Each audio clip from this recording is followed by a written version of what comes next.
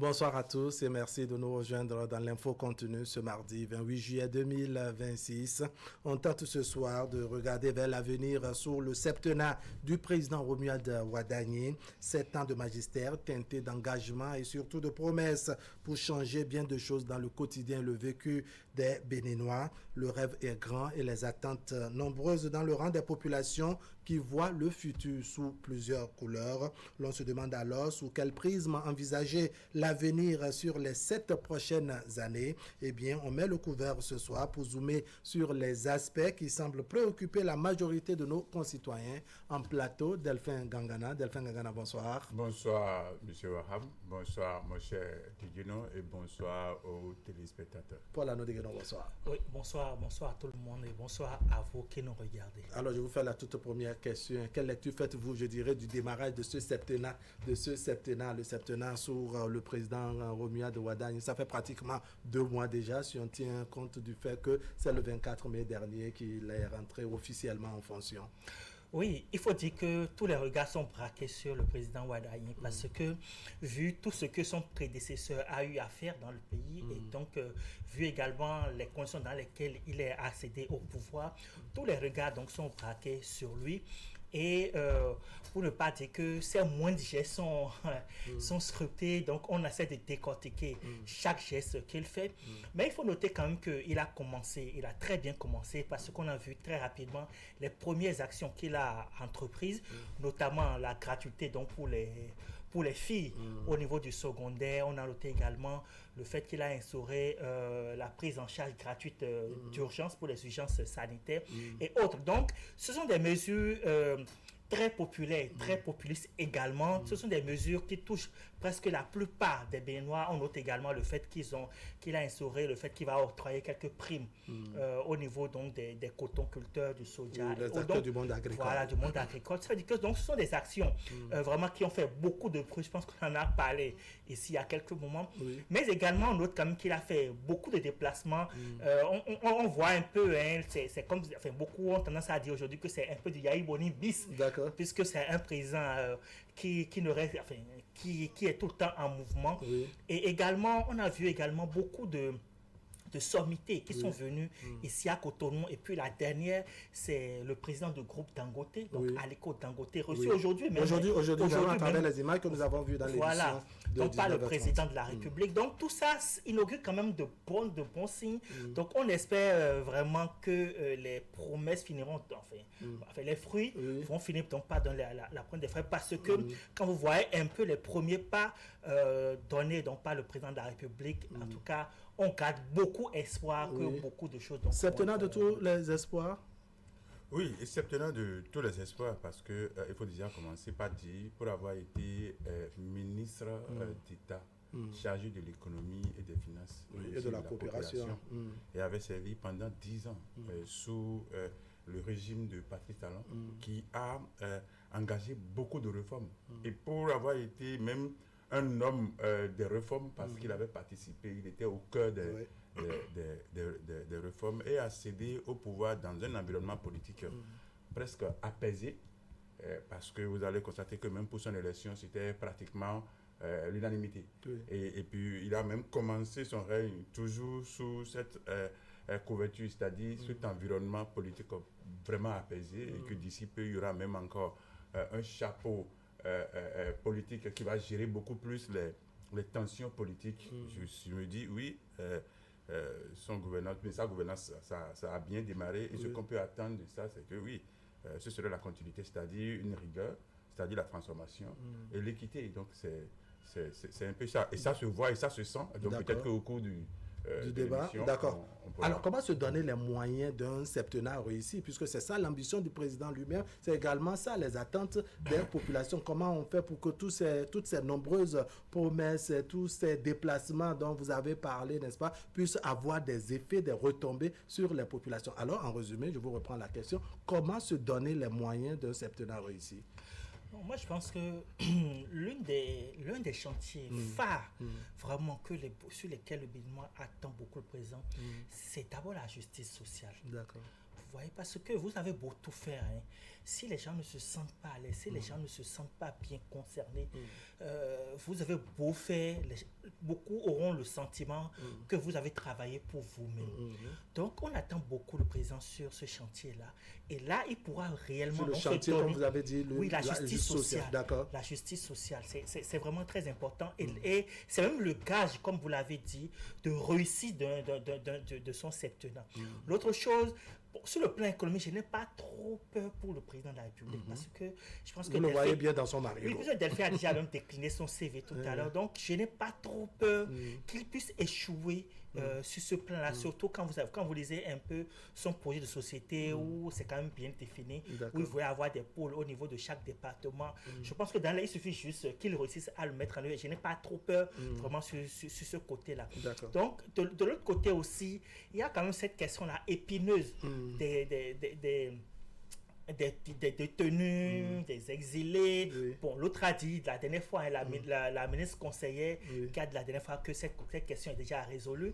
Bon, c'est quand même facile de résoudre la question à travers une simple déclaration. Voilà, une simple déclaration. Donc, c'est une question assez épineuse sur laquelle je pense que cette résolution peut donner un gage de réussite également pour le septennat. Oui, réussite. Il mise, je parle de Paul Arnaud de Guénon, mise sur les questions de justice sociale, de la réconciliation, à travers ces questions qui reviennent régulièrement. Vous voyez les choses de cette manière aussi. Vous avez la même lecture, j'allais dire. Oui, justice sociale, mais il faut aussi dire que le côté économique et politique tient beaucoup. Oui, pourquoi pas. Le côté économique et politique permettra de pouvoir tomber sur le côté social, c'est-à-dire continuer la rigueur dans la gestion du budget, c'est-à-dire de l'argent public, c'est-à-dire s'occuper beaucoup plus de la transparence budgétaire, c'est-à-dire accélérer la mobilisation des moyens pour le pays, lutter beaucoup plus contre le siphonnage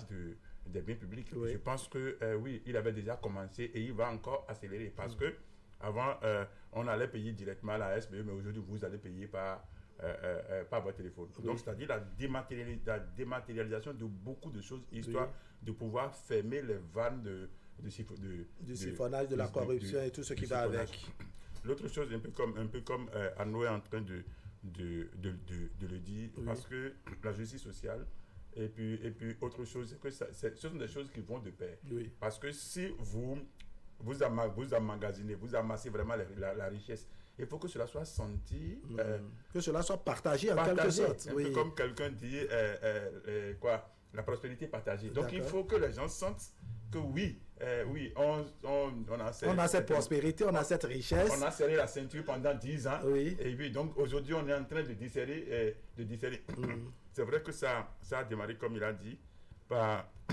Excusez-moi. Mettez-vous à l'aise, Oui, par quelques actions, un peu comme l'accompagnement des jeunes filles, et puis même une caution aux hôpitaux, au niveau des urgences sanitaires. Des urgences et plein de choses. Je pense que oui, ça va continuer parce que quand vous sortez de l'argent, quand vous payez vos impôts, il faut aussi sentir, parce que pour des pays comme les nôtres, nous n'avons pas de ressources minières ou d'autres choses. On n'a rien pratiquement dans le sous-sol qu'on exploite, qu'on utilise. Voilà, donc c'est que c'est du donner, c'est que vous donnez et vous recevez encore. Donc si les gens donnent, il faut qu'ils reçoivent. Donc ce qui fait que oui, ça doit pouvoir se sentir au niveau de la base, histoire de savoir, parce que oui, on n'a plus de grève en un point fini, et l'environnement politique se trouve être plus ou moins apaisé.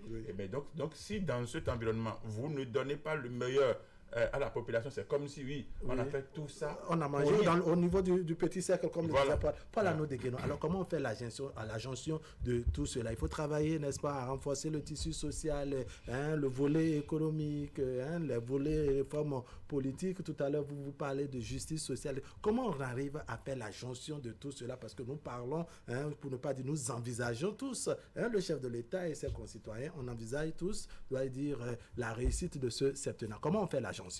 Non, c'est pas facile. Non, c'est pas facile. Et d'ailleurs, vous avez vu que l'ancien président, il a dit que la charge l'a épuisé. La charge l'a épuisé. Non, c'est relativement pas simple.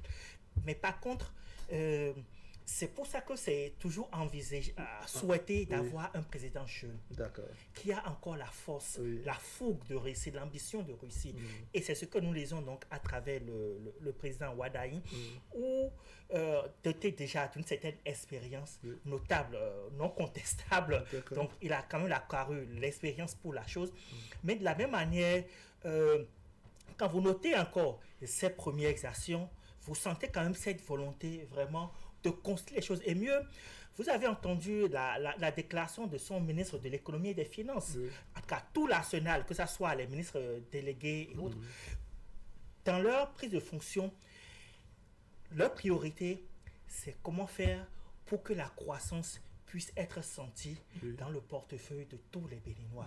Donc, lorsque vous voyez ces collaborateurs nourris de ces ambitions, notamment les collaborateurs les plus proches, ou plutôt même ceux-là qui sont sur la richesse même nationale, qui gèrent la richesse nationale, être mus, donc par cette volonté, par cette priorité, vous ne pouvez qu'être rassuré que quelque chose finira par être fait. Et donc, joindre tout ça, c'est d'abord avoir les meilleurs collaborateurs et surtout des collaborateurs qui nourrissent vos ambitions. Et quand vous avez ça, je pense que le reste, ça coule. Mais lorsque vous ne réussissez pas à avoir des gens vraiment qui nourrissent autour de vous, qui comprennent vraiment... Oui, on va voir si Delphin Gagana a la magie qu'il faut. Comment on opère la magie qui permet, n'est-ce pas, de faire la jonction de tous ces éléments que nous avons, de tous ces leviers dont nous parlons tout à l'heure. Oui, c'est-à-dire qu'il faut d'abord travailler avec tout le monde. Il faut travailler et en écoutant la population, il faut travailler en écoutant ses collaborateurs. Et il ne faut pas vivre hors de la vie de son peuple. Parce que oui,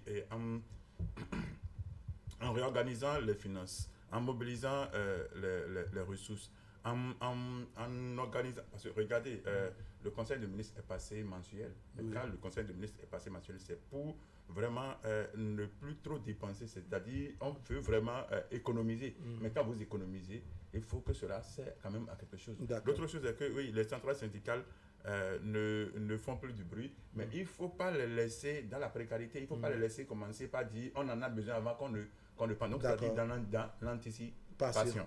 Et l'autre chose est qu'il y a des actions un peu comme moi j'appelle des actions phares, et que oui, le chef de l'État avait commencé, mais si on pouvait aller même très vite sur certains, parce que moi je prends le côté, parce que ce qui compte beaucoup plus pour la population, c'est d'abord l'éducation, c'est la santé.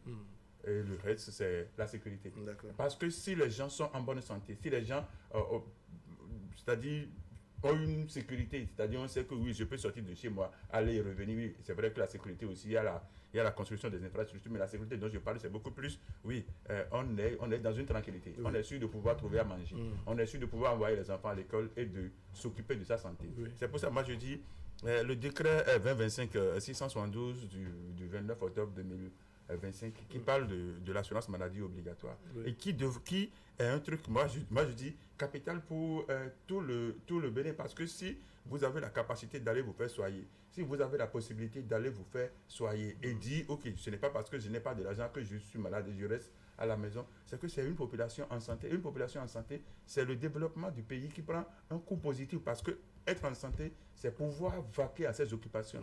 Et si vous travaillez, il y aura de retour quand même qui va permettre, à l'État de pouvoir toujours récupérer ses impôts et de permettre à la population de pouvoir manger. Donc, ce côté, je pense que c'est un truc vraiment capital. Et l'autre chose, c'est quoi? Les infrastructures.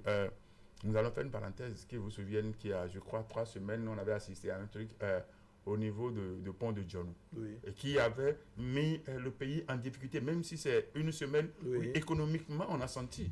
Et donc, comment faire pour que les infrastructures essayent de permettre de désengorger d'abord Cotonou et de rendre beaucoup plus flexible, bien accessible le trafic. La traversée. Et je pense que c'est pour ça, moi je dis, par exemple, le projet contournement nord de Cotonou, qui non seulement est un truc pour désengorger, mais c'est aussi un truc pour du tourisme. D'accord, on aura l'occasion de s'interroger sur où en sommes-nous, n'est-ce pas, sur ce projet du contournement nord de Cotonou. Alors, Paul Ano Degueno, je vous voyais venir à travers votre première toute première intervention, comment on renforce le tissu social? Est-ce que c'est une magie qui doit être opérée seulement au niveau du chef de l'État? Parce que ce sont des paramètres, ma foi, à plusieurs niveaux. Comment on réussit à renforcer ce tissu social de votre analyse? Non, bon, de toute façon, c'est la tête.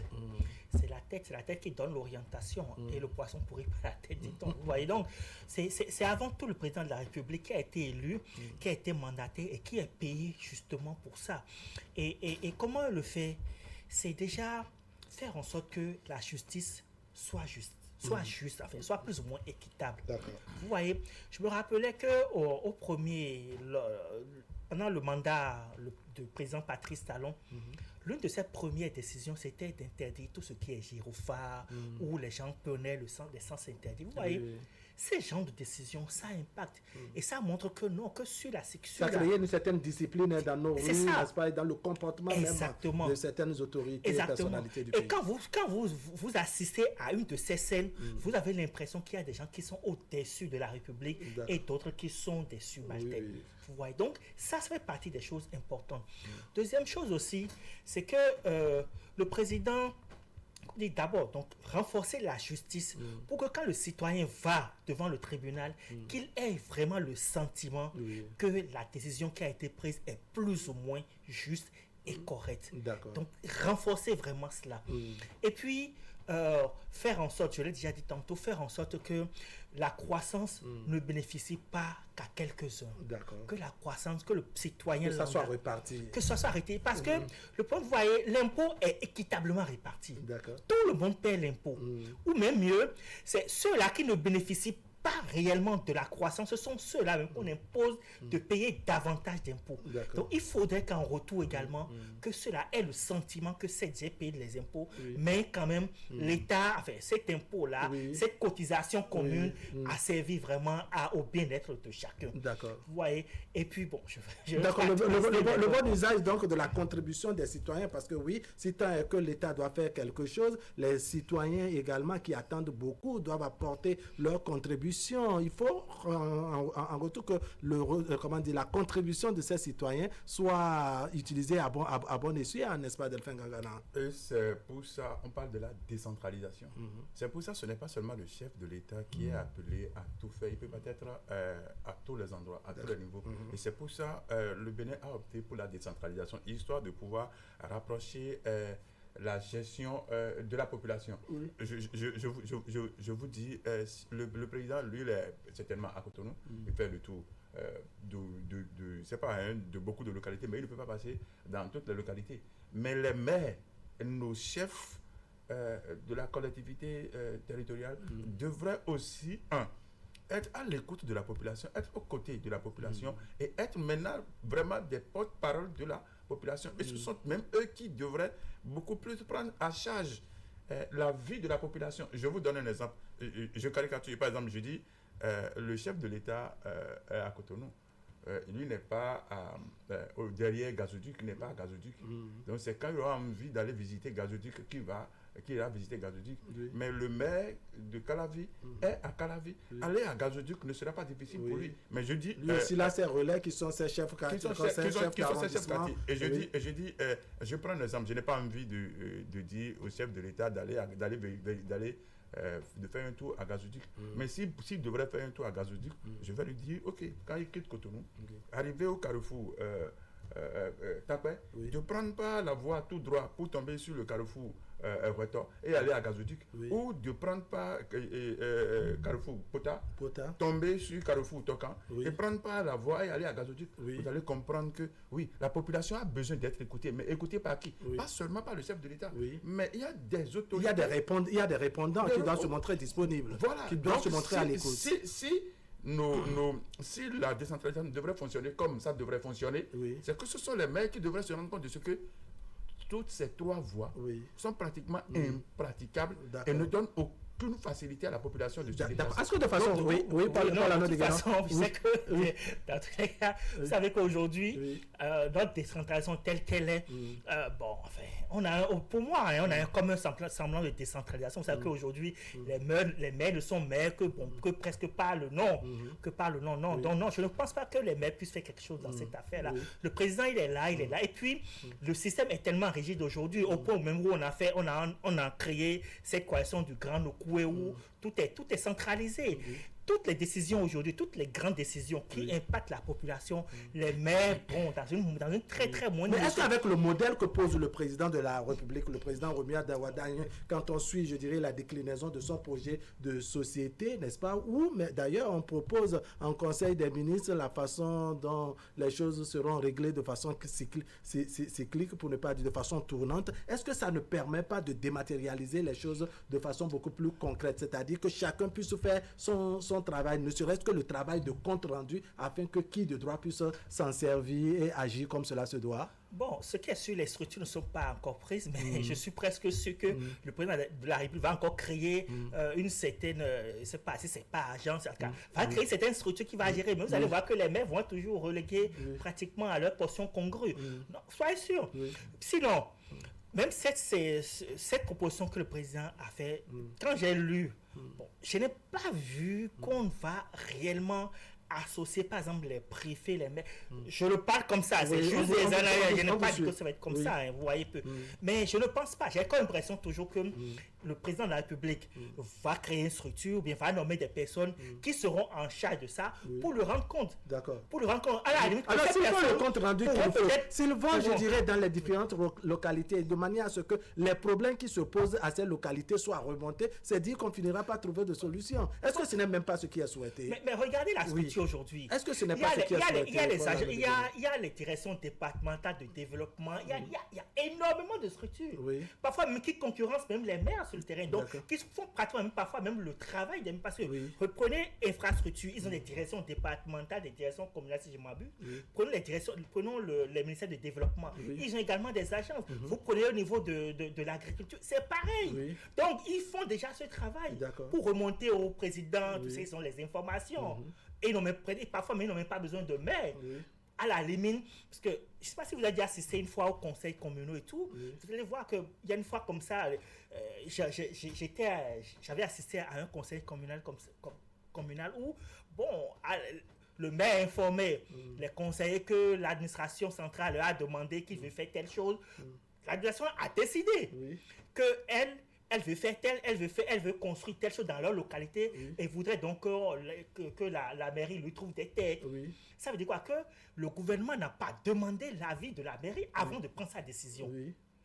Elle informe la mairie et c'est quand elle a besoin des terres finalement qu'elle vient informer la mairie pour dire je veux des terres.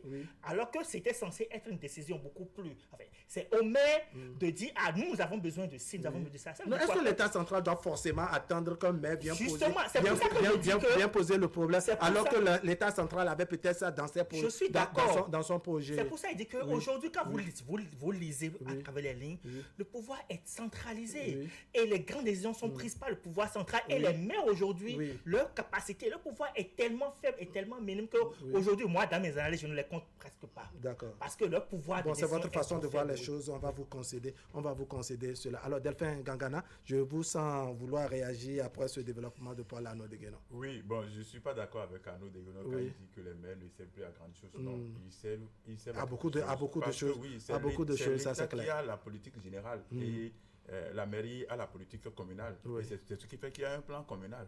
Et puis, même des comptes rendus, le maire peut faire des comptes rendus et l'État ne peut pas fonctionner dans les communes sans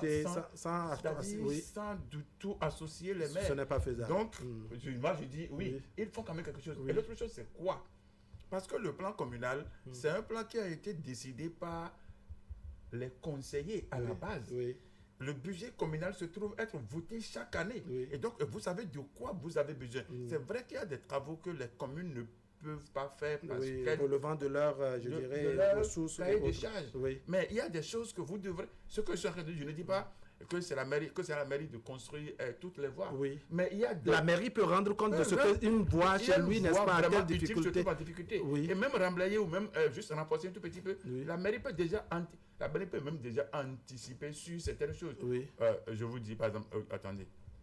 Vous pensez que si la mairie dit, OK, quand il n'y a plus telle voie se trouve être inondée, nous voulons juste, je ne sais pas si c'est un tracteur, je sais quoi, histoire de racler un peu pour permettre à ce que l'eau circule. Oui, pour réorienter pour canaliser le passage. Ça, on va dire que le maire n'est pas capable de faire ça. Oui. Et non, je ne suis pas d'accord avec Arnaud quand il dit ça. Oui, il avait participé à un conseil communal et peut-être que, je prends un exemple, on veut construire un grand marché et que l'État a envie de construire un grand marché et a mis ça dans son D'abord, du fait déjà que le maire est informé, n'est-ce pas, de prendre les dispositions pour mettre à disposition les terres, ça sous-entend qu'il est d'une manière ou d'une autre. On l'a briefé sur le projet. Voilà. J'aime bien le mot, on l'a briefé. Oui, on l'a briefé parce que bon, écoutez, l'État est le patron de qui? Est-ce que le patron viendra vous demander pardon avant d'exécuter? Il vous informe de ce que désormais nous allons faire, si nous allons faire ça. Encore que sur les 10 dernières années, n'est-ce pas, selon les propos du président Patrice Talon, pour un peu le paraphraser, il y a eu de ces communes, n'est-ce pas, où on a voulu réaliser les marchés, les stades et qui n'avaient même pas rendu disponibles. Voilà, les terres qui sont censées être des réserves administratives avaient été plus ou moins bradées. Allez, on va évoluer pour se demander quelles sont les garanties, je dirais, d'un demain meilleur sous ce quinquennat-là.